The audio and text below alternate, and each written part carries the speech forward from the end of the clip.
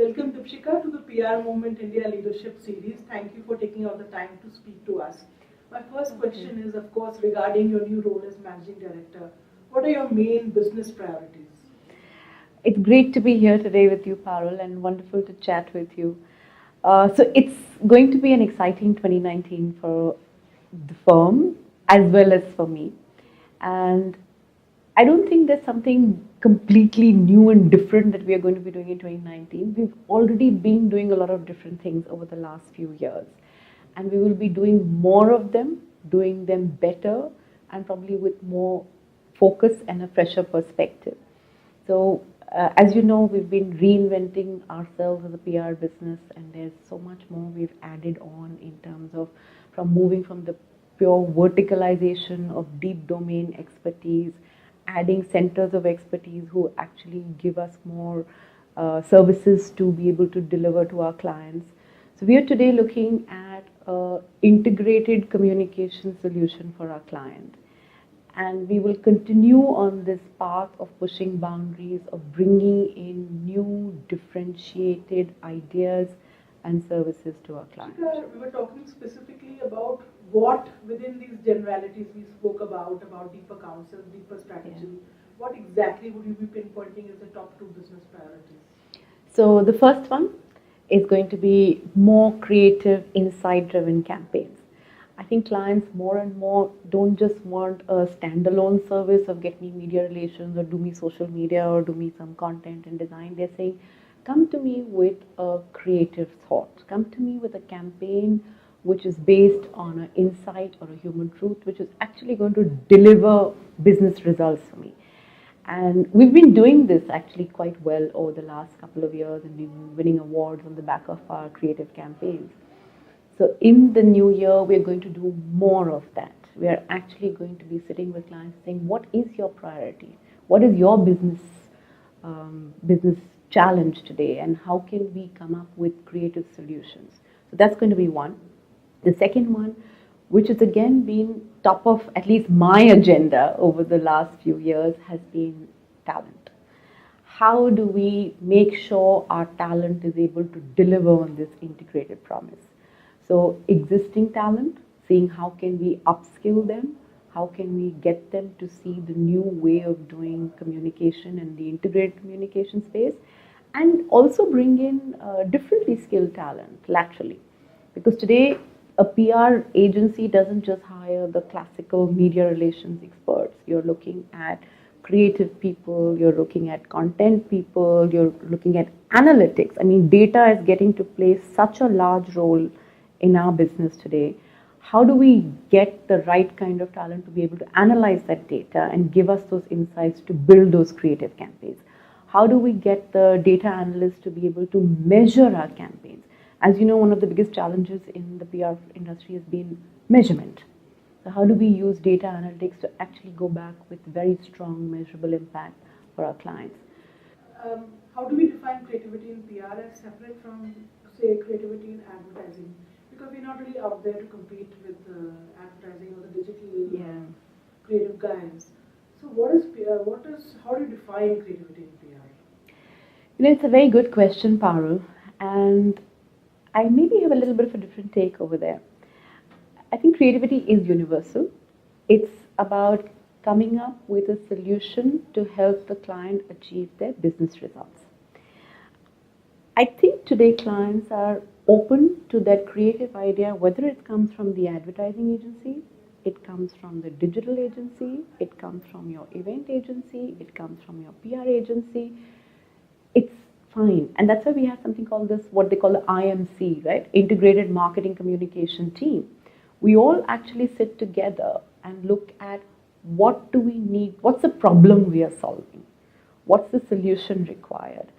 And the creative idea actually comes up jointly.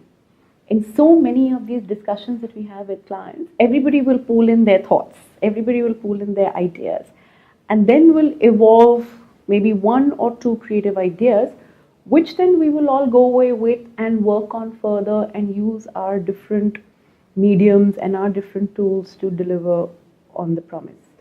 So that's where when I say creativity, to be able to think of solutions which will deliver business results of clients, right?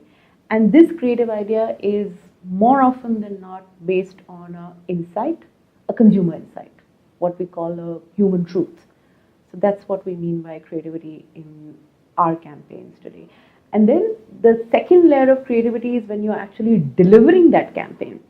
So whether it's your classical creativity in content writing, creativity in storytelling, using different mediums of storytelling, whether it's written story, whether it's audiovisual story, whether it's podcast, and then those are the other levels of creativity of how do you tell that story better and differently. So your priorities of talent and of course creativity and generally continue to grow and sustain the business. Yeah. How will that tie in with the fact that there's an upcoming merger which is going to happen most likely in 2020? Mm-hmm. And how does that, how are you setting the goals keeping in mind that? Yeah. So the BCW merger happened earlier this year, earlier in 2018. And as you know, in India, the two firms will only be looking at merging in 2020. So we will still continue to be independent. And the good news is the BCW global philosophy actually ties in beautifully with what we've been doing at Genesis Burson Marcelo. We've always been pioneers and innovators. And that's exactly what BCW is talking about globally. We've been talking about doing integrated communication work first. And that's exactly what BCW is also talking about. So we fit in very well with the larger BCW philosophy of being out there, one of the first few PR industry agencies to bring in creative, differentiated solutions for clients. It's not just about tying in the BCW goal, it's about tying in the cultures and goals of two companies which are currently in India. Yeah. How will that really begin to fit in, especially when you said talent is such a major issue? Yeah. So Parul, it may be a little too early for me to talk about how the merger between Genesis and the other firm will happen. It will be in 2020. I think I'll be better placed to answer that question closer to the end of 2019. We'll have more clarity then. But I think we've already started working together in so many ways. Yeah? And there's also already sharing of when we are together on any of the regional meets and regional discussions and conversations. We're already doing a lot of talking and sharing. So it will continue like that.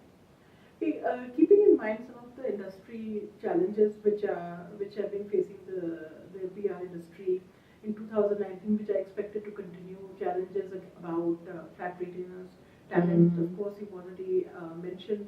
The recent PRCI report talked about as much as a 20 to 30% rise in cost of training. Right. So, given that these are problems which have persisted for a long time, are we seeing a solution in 2019 or it's more of the same?